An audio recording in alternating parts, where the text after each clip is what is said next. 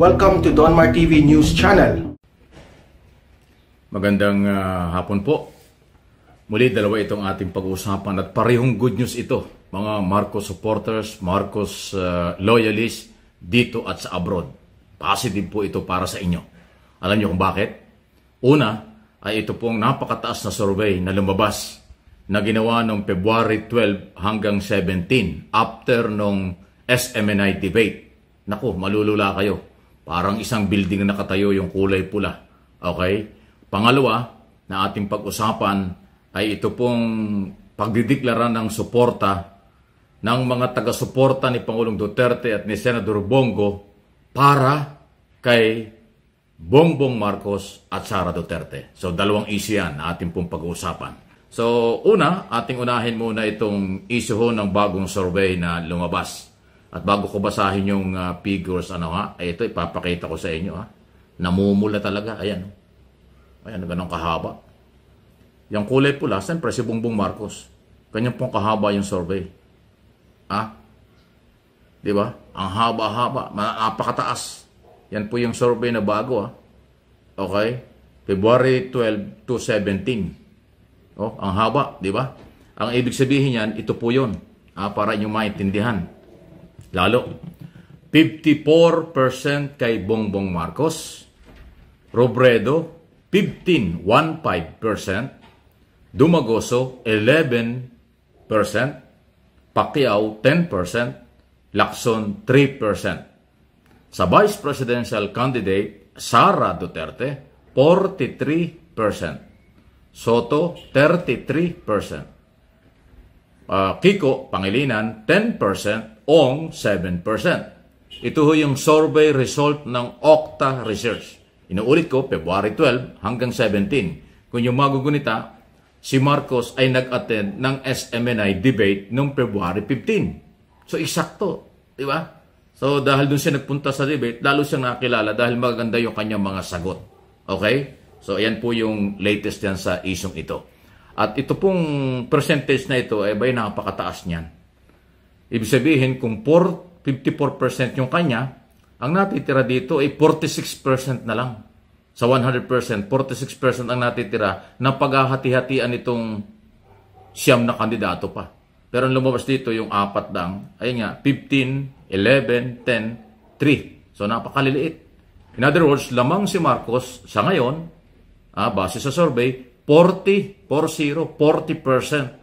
lamang niya kay Leni. Napakahirap pabulin yan. Although ngayon po February pa at lalo pang lumalakas Ganun katindi po ang dating. So kaya sabi ko sa inyo, good news ito para sa inyo na mga supporters, followers ni BBM Sara. Yung tandem, unity team, yung nagsusulong ng kapayapaan, nagsusulong ng pagkakaisa. Ganyang katindi. So, yan po yung latest pinakabagong balita ngayong araw na ito. Kaya't pwede po kayong mag-comment, react dito po sa isyong ito. Samantala, pangalawa, ito, kanina lang po sa isang lugar o isang hotel dito sa Quezon City. 30 organization or pinatawag na coalition.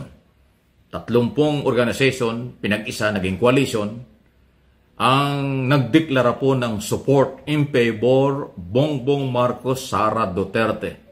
National Unity Team na pinag-uusapan. Okay? May signing pa.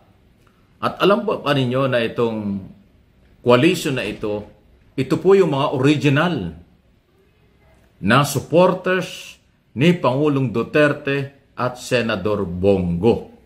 Ayan Ang iba dyan, DDS, yung iba dyan, basta 300 organization nagkaroon ng Memorandum of Agreement, MOA, between Benhur Abalos, kasalukuyang campaign manager ni BBM. So yan po yung matinding deklarasyon ngayon lang araw na ito. Ganong karami po yan. At saka ito po, inuulit natin, yung iba ho, pinapalabas na nila na nag-declare na si Pangulong Duterte. Hindi pa. Ito yung mga taga-suporta. Inuulit ko ni Pangulong Duterte at ni Senador Bongo. Alam naman natin, si Senador Bongo, naghihintay lang yan kung ano ang deklarasyon ni Pangulong Duterte, yun din yun. Pero sa ngayon, wala pa. Pero yung kanilang mga taga-suportang original, DDS, Ang karamihan at iba pa, nandyan na kay BBM Sara. Simula ngayong araw na ito. Ang iba dyan, nakikita na natin sumusuporta pero walang formal declaration. Ito na ngayon. Memorandum of Agreement na. Talagang merong black and white na kasunduan na susuporta sila dito. Yan po yung grabing dating nito. Sa taas ng survey ni Bongbong Marcos, sa lahat ng klase mga survey, tapos dumating pa itong taga-suporta at tumulong kay Pangulong Duterte noong 2016 at tumulong kay Senator Bongo, kaya naging senador ng 2019. Ito ngayon, nasa unity team na. Unity team, nandyan na siya ngayon. So, ano pa ang hinihintay? Masakit ito dun sa mga ibang kandidato, especially yung taga-Maynila na alam naman natin gustong-gustong ma-endorso ng Malacanang. Nagpaparinig na nga at nanghihikayat na nga suportahan siya. Pero wala, deadma sa Malacanang. Ito ngayon, ang kumilos ay taga-suporta. Ibang galaw po ito. Inuulit ko, ang Pangulo mismo, wala pang deklarasyon. Aabangan natin yan. Ang sabi niya nung nakaraan, ayaw niyang mag-suporta pa, ayaw niyang magdeklara. So ngayon, ang lumalabas, pinababayaan niya yung galawan ng mga taga-suporta niya kung saan pupunta. Ang pinili, BBM Sara. So yan po yung isa sa malaking at magandang balita. Habang nasa may ikot ng ikot sa Pangasinan yung kailang mga kandidato, BBM Sara, naku, itong nakaraang ilang araw, grabe.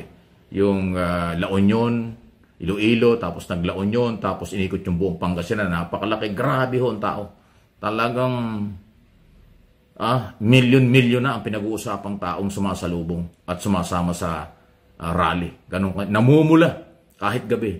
Mula umaga hanggang gabi, namumula ang kalye, namumula ang mga plaza, namumula kung saan merong event ang BBM Sara. Ganun katindi po ang dating ng kailang grupo. So yan po yung nakikita nyo. Hindi ko na pinakita ibang mga video kasi ayaw ko ng copyright. Ang pinakita ko lang yung lumabas ho dun sa survey ng Okta Research na talaga naman napakataas, pulang-pula yung mataas. Ibig sabihin si Marcos po yun. So, ayan po. Yung iba ayaw maniwala sa survey, pero wala tayong magagawa. Yung survey at malakihang mga rally, motorcade ay nagsasalita. Yan na po yung epekto. Ay kung si Marcos ay darating ulit sa susunod na debate na gagawin sa Marso ng SMNI, baka lalong pa madagdagan yan. Kasi doon talagang matinong debate. Hindi mababa o mataas ang quality, ang level ng usapan doon compare doon sa ibang debate. Pasintabi na po. So, yan po ang good news para sa inyo. Bahala po kayo sa inyong mga comment, reaksyon, at malaya po at akin pong nababasa. Basta wala lang personal. Yung iba may personal pero, well, kaligayahan nila yon. Di ba? Marami pong salamat. God bless.